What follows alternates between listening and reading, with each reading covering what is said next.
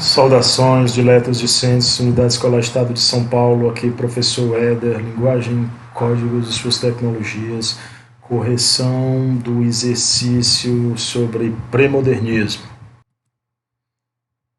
Vamos lá, primeira questão. Leia com atenção o seguinte texto. Os doentes.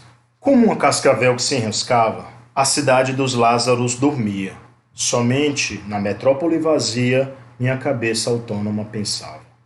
Mordia-me a obsessão má de que havia, sob os meus pés, na terra onde eu pisava, um fígado doente que sangrava e uma garganta de órfão que gemia.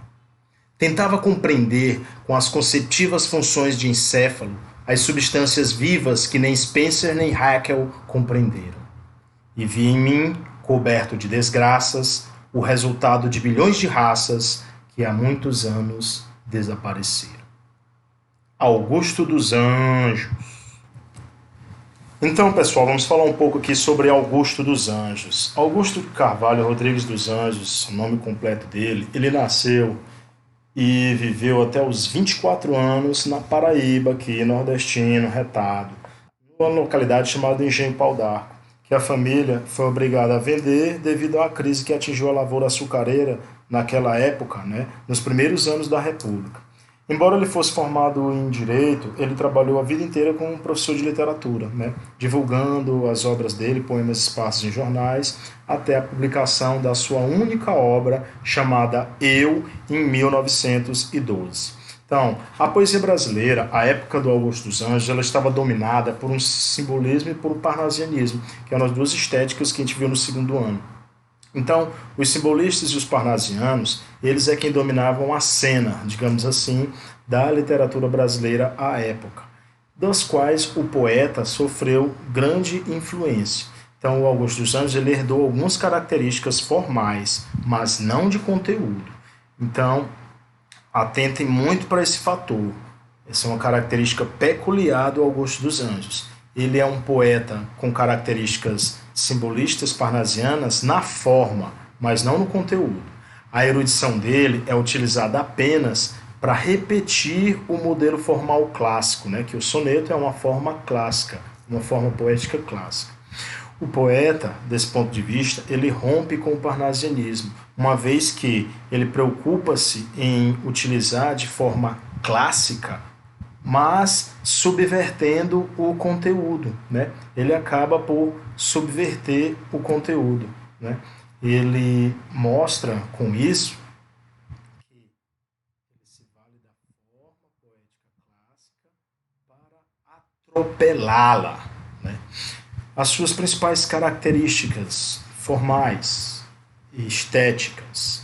Trata-se de uma poética da transgressão. O seu vocabulário ele é prosaico, mas às vezes misturado a termos poéticos e científicos. Então, Augusto dos Anjos, desse ponto de vista, ele pode ser considerado um poeta moderno. Ele é um dos poetas de classificação mais difícil da literatura brasileira. Então, por quê? Porque ele tem características parnasianas, simbolistas e modernistas. Daí, a gente não poder enquadrá-lo ainda dentro dos padrões do modernismo, porque ele exatamente ele é um poeta de transição, ele transita por essas três estéticas, por assim dizer. E assim, uma outra característica bem peculiar dele é a demonstração dos sentimentos e do fenômeno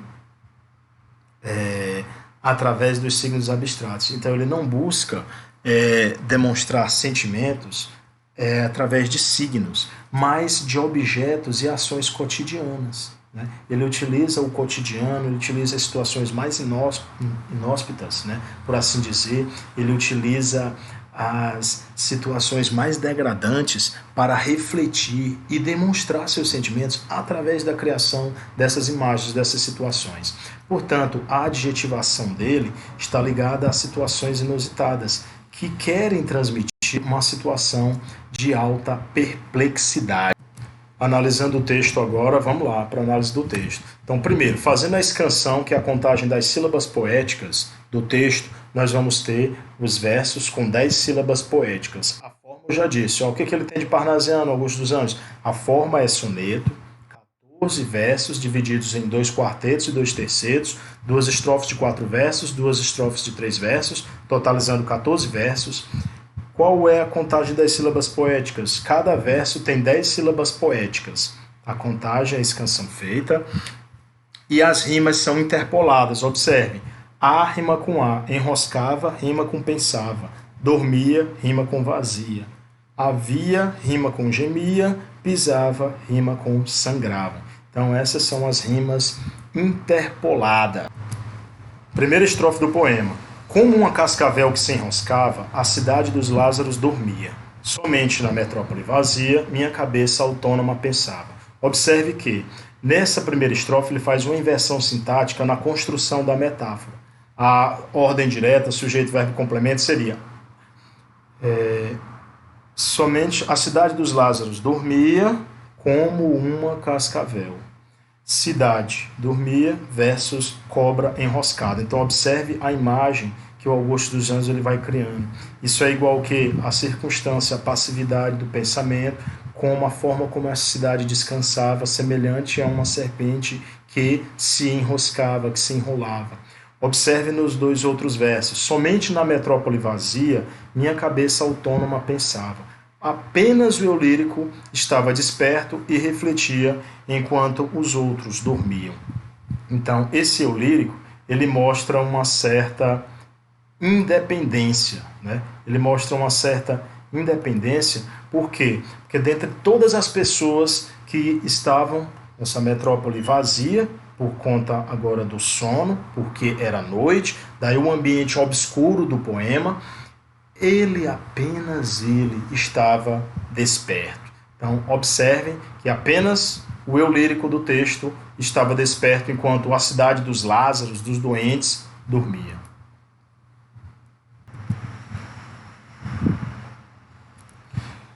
Segundo quarteto.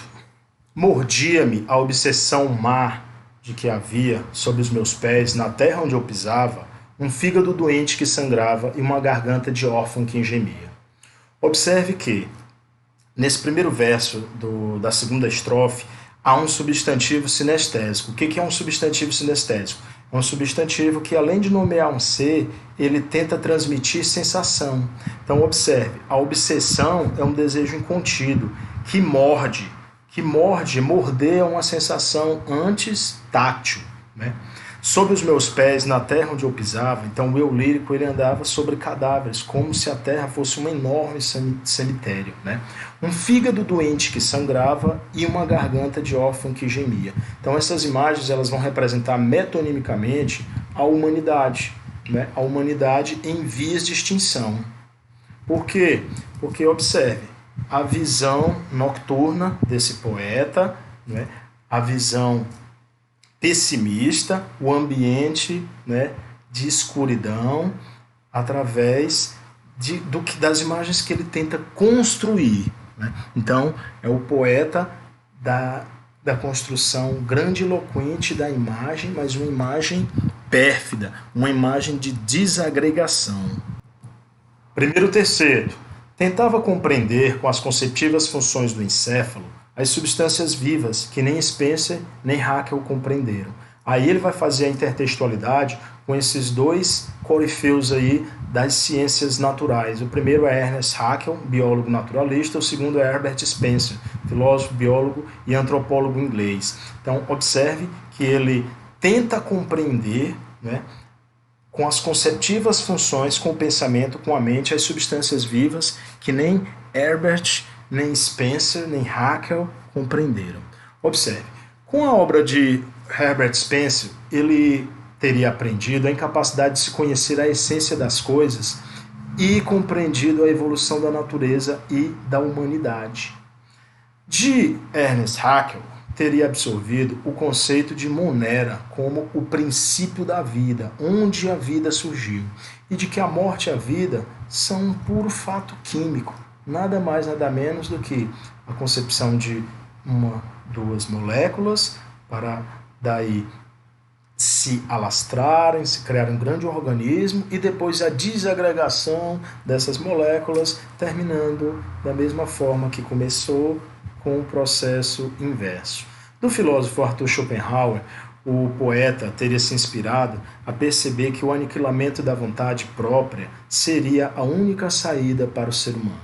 E da Bíblia, atente, o poeta era um grande leitor da Bíblia.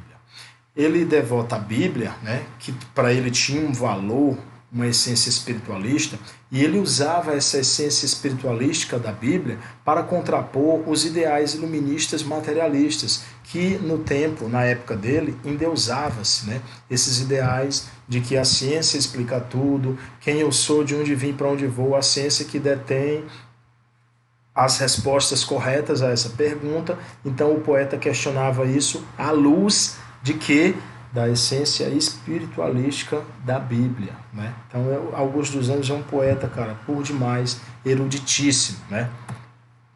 Em suma, aí o último terceiro, e vi em mim, coberto de desgraças, o resultado de bilhões de raças que há muitos anos desapareceram. Em suma, o eu lírico enxerga sobre si, dado pela condição humana, a pesada herança genética, toda essa carga genética sobre ele cai como se fosse assim uma tempestade. E esse eu lírico, né, ele é o resultado desses bilhões de raças, né, dos que vieram antes dele, e que ele toma essa herança sobre os seus ombros, né, para levar à frente o que?